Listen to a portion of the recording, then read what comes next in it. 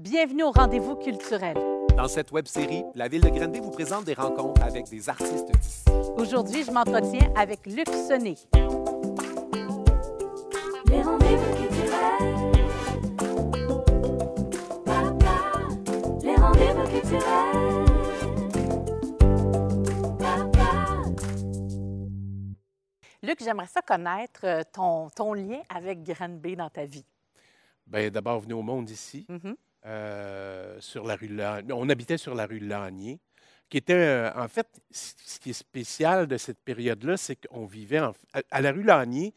Pour que les gens qui ne connaissent pas la rue, là, c'est là où il y a le McDonald's puis le Castel, c'est dans ce coin-là. La rue Lanier, derrière chez nous, il y avait un verger. En bas de chez nous, il y avait un dénommé M. Chouanière qui avait des chevaux. Fait que c'était un immense champ, puis les chevaux couraient là. Et en face du restaurant McDonald's, il n'y avait pas de centre d'achat, il y avait encore un immense verger.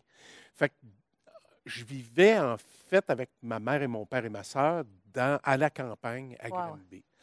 Donc, j'ai grandi là. J'ai fait l'école Sainte-Marie primaire, première, deuxième année. Troisième, quatrième, cinquième, sixième, septième, parce que moi, de ma génération, on faisait notre septième année. À moins que tu sois bien, bien bon, tu passais directement en secondaire 1. Moi, j'ai fait ma septième année. Donc, ça, c'était à Saint-Eugène. Oui. Mais en sixième année, je me souviens plus trop pourquoi, mais j'ai fait une année à Saint-Luc. Ah. Une année vraiment étrange parce que Mme Lazare, qui enseignait là, avait fait une dépression dans l'année. Je pense qu'elle avait perdu son mari. Et nous, on l'a aidé dans sa dépression. Oui, Oui. j'imagine. Oui. Donc, c'est ça. Puis après ça, bien, secondaire 1-2, là, je fais le parcours scolaire, mais secondaire 1-2, qui était le polyvalent de Sacré-Cœur, puis 3-4-5, après ça, J.H. Leclerc. Là, c'est-tu vrai? Tu sais, dans les histoires de Il paraît que Luc Sonnet a amené une vache sur scène. Oui. Ça, c'est vrai. Oui. Une vache, une moto, puis une mini-Austin. J'avoue que c'est la vache qui a été le plus gros problème. Parce que le monsieur, le fermier, en fait, le monologue, c'était un fermier, puis il cherchait Greta. Mais tout le long, quand il parlait de Greta, on avait l'impression qu'il parlait de sa femme qui l'avait perdue, Oh. puis qu'il avait bien de la peine. Puis à la fin, c'était une vache qui arrivait. Bon, c'était ça qui était l'idée. Méchant punch. Mais la vache, là où on la gardait, c'était dans un corridor.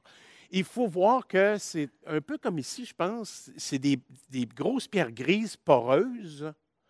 Et elle a chié partout. Donc, mais elle n'était pas dans son environnement naturel, la pauvre.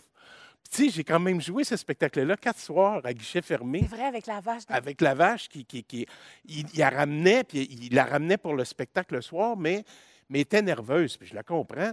Fait que j'ai nettoyé ce corridor-là pendant 2 semaines et demie de temps à essayer de gratter les morceaux de ciment pour enlever toute la bouse de vache. Puis tu avais quand même ces permissions-là, toi.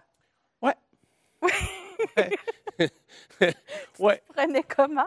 Ah, écoute, C'était j'allais voir la direction. Ben, j'étais bien impliqué dans la radio étudiante, Mm. la vie étudiante, pas mal plus impliqué là que dans les cours. Mais j'allais là, puis il y avait un directeur à l'époque qui s'appelait M. Larocque. Juste pour te dire, quand on a créé la radio étudiante à l'époque, on a dit on a besoin d'acheter un système de son. Est-ce que l'école pourrait nous avancer, JH pourrait nous avancer l'argent?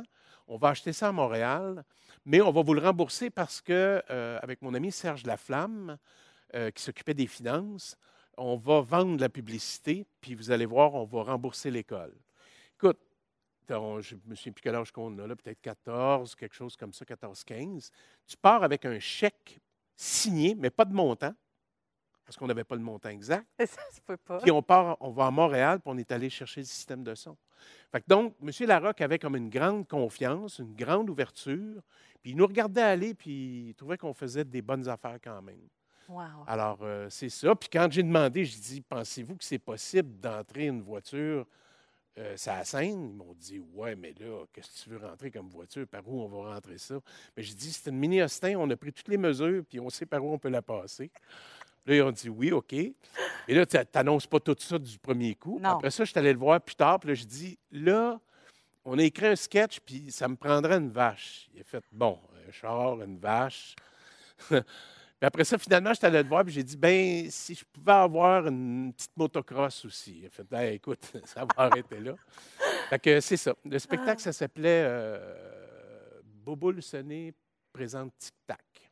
Quand même. Ouais. Ce goût de rire-là, de faire rire-là, ça fait longtemps. Il paraît que tu as fait les clowns du Québec. Ouais. C'est quoi les clowns du Québec? Les clowns du Québec, c'est une, c'est une association. En fait, c'était une école de formation. France Arbeau m'enseignait là Oui. aussi.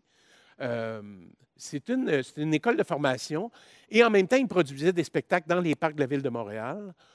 Pas, je te dirais, de la même ampleur que la roulotte à Bussonneau, mais c'était quand même assez important. Et on faisait, mon Dieu, certainement une soixantaine de représentations par été. Et c'était des spectacles thématiques.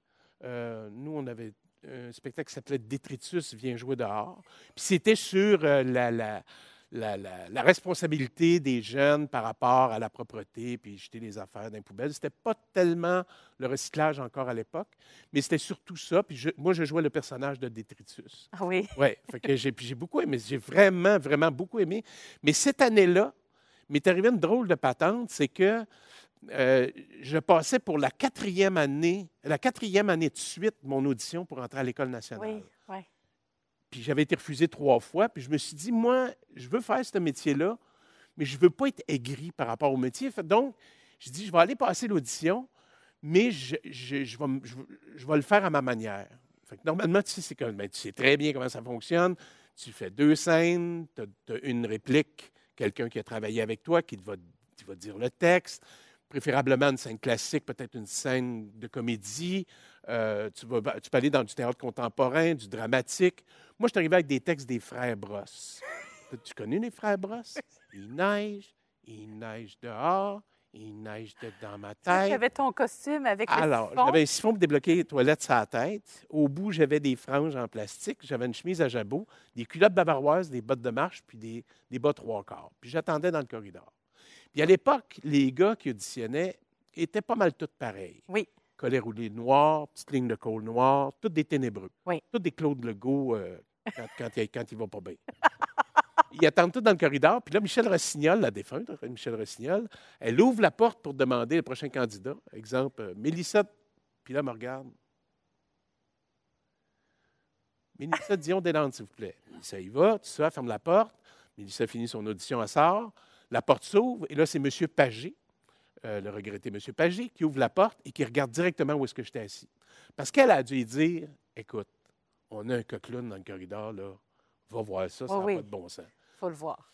Je fais mon audition. Il n'y a pas de réplique, il n'y a pas de scène contemporaine, il n'y a pas de scène classique. C'est une affaire complètement weird et pétée. C'est hors format, là. Ah, ça n'a pas de bon sens. Mais ils rient, ils ont du fun.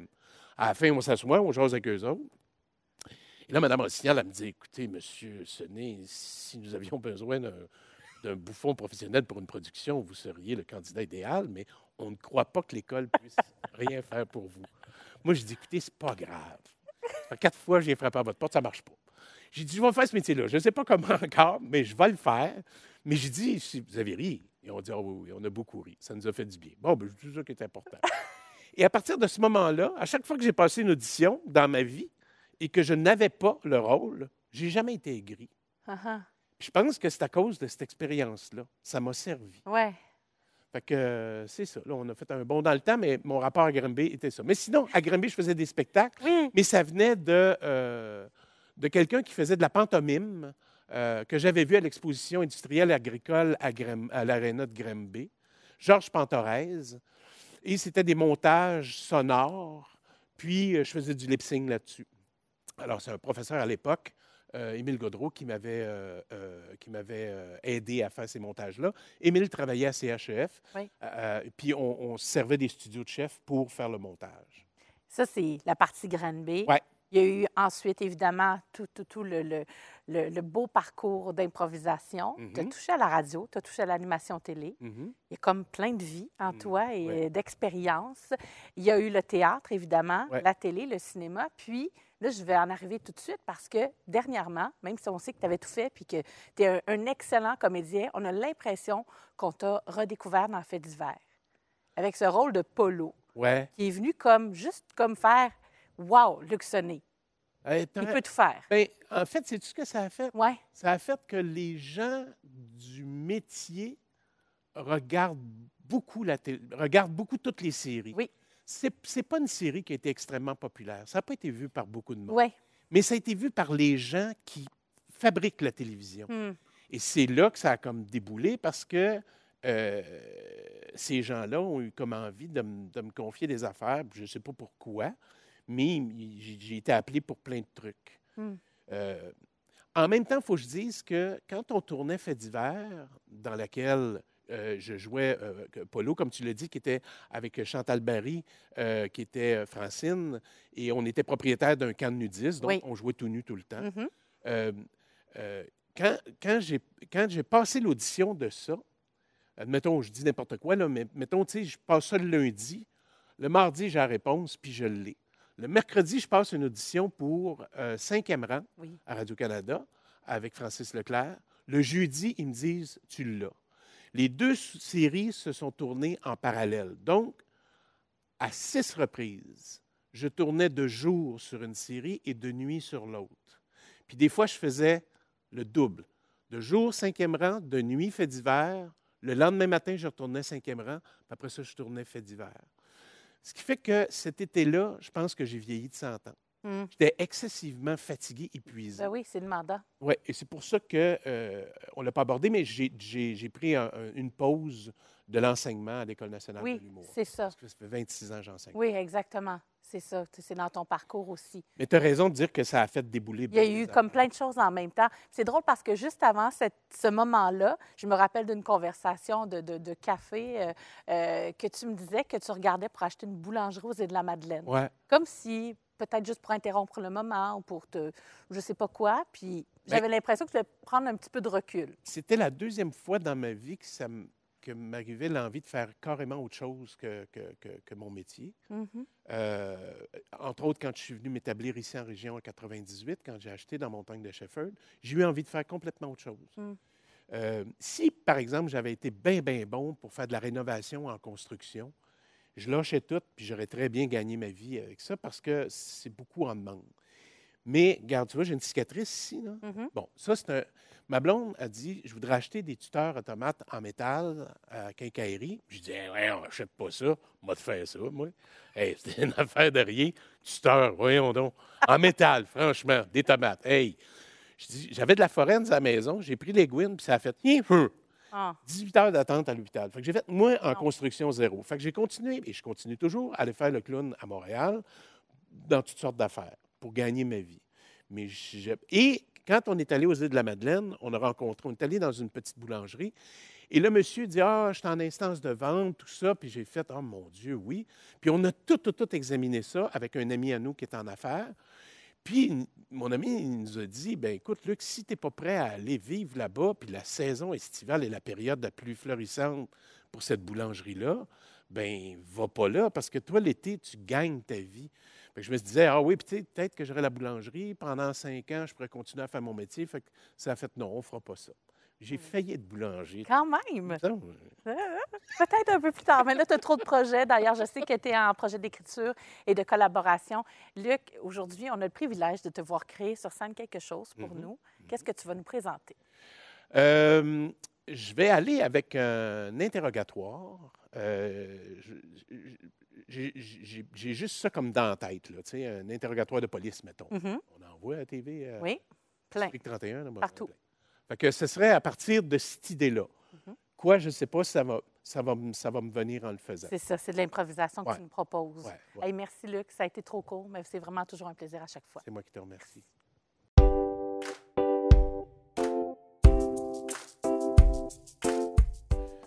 Donc, si je comprends bien, dans ce que vous venez de me raconter,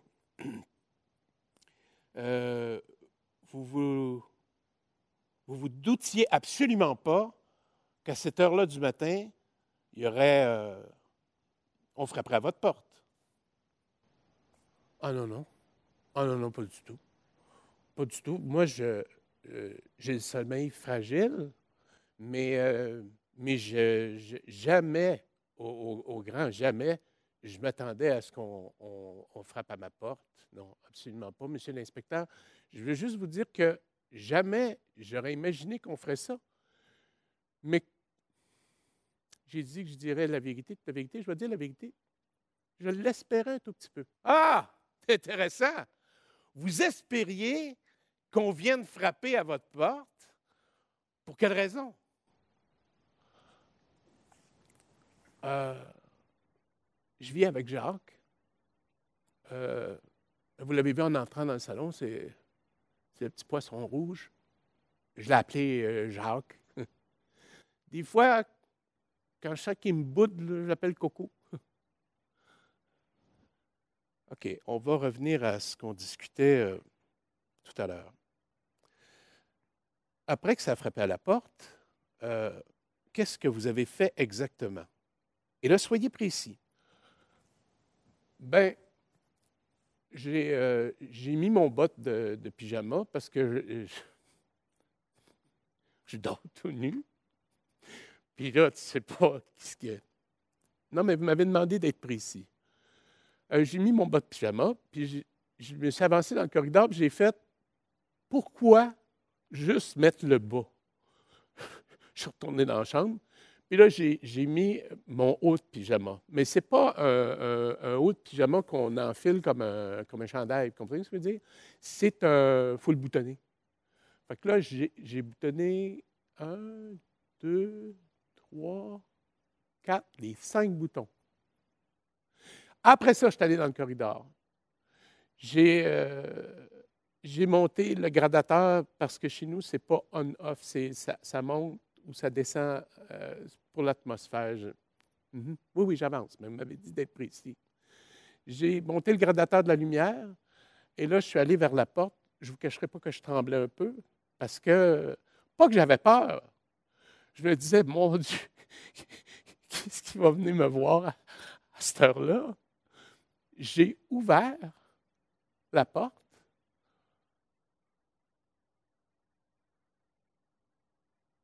et il y avait un autre aquarium avec un poisson. Ça m'a mis un peu mal à l'aise. Alors je me suis dit, est-ce que je laisse rentrer quelqu'un d'autre, puis que si Coco me voit passer avec, il va l'accepter? Vous comprenez, ce poisson-là, c'est toute ma vie. Est-ce que vous savez c'est quoi faire entrer quelqu'un d'autre dans votre vie quand vous avez déjà quelqu'un? Oui. Ça me rappelle Ghislaine, oui. Mais revenons-en à Coco. Non, c'est intéressant. Ghislaine qui? Ghislaine, c'était mon épouse. Puis, à un moment donné, qu'est-ce que vous voulez? Après 30 ans de mariage, il y a ce qu'on appelle de l'usure du couple. Il n'y a plus de fantaisie, il n'y a plus de magie. Alors, j'ai rencontré Natacha, une jolie Polonaise. Et je lui ai appris la langue. Elle a apprécié. Et un jour, je l'ai présentée à ma femme comme étant une amie, seulement qu'une amie. Et je ne sais pas pourquoi, Justine a tout de suite compris que j'étais en amour avec cette femme-là. Ah, voyez-vous, vous avez pas été prudent. Moi, ce poisson-là dans l'entrée, je ne veux pas faire de peine à Coco. Comprenez? Je ne veux pas vous faire de leçons. Mais Natacha est entrée beaucoup trop rapidement dans votre vie. Le poisson, il est arrivé ce qui est arrivé. Je ne voulais pas que les voisins pensent que j'avais mis mon poisson dehors, vous comprenez? Je ne voulais pas qu'ils pensent que j'étais en rupture avec Coco. Et Coco, c'est ma vie. Fait que ce que j'ai fait, c'est que j'ai pris Coco, je l'ai déplacé dans la maison, je l'ai amené dans la chambre. Puis, je suis allé chercher, mettons, on va l'appeler, tiens, Natacha, on va l'appeler Natacha. Allé chercher Natacha dans sur le perron. Je l'ai amenée dans la salle à dîner, qui est juste adjacente à la cuisine. Puis, je ne savais pas trop comment... Fruits bouillis, non. Non. Je ne suis pas maniaque comme ça. Mais malgré tout, je l'ai déversé dans le lavabo. Et puis, j'ai appuyé sur le... Ça, c'est on-off. J'ai appuyé sur on. Et c'est le broyeur qui a fait le travail. Vous, c'est quel broyeur qui a fait le travail avec Natacha? Il n'y a pas de broyeur. Non. C'est mon épouse qui s'en est occupée. Je vous remercie de votre franchise. Bonne journée.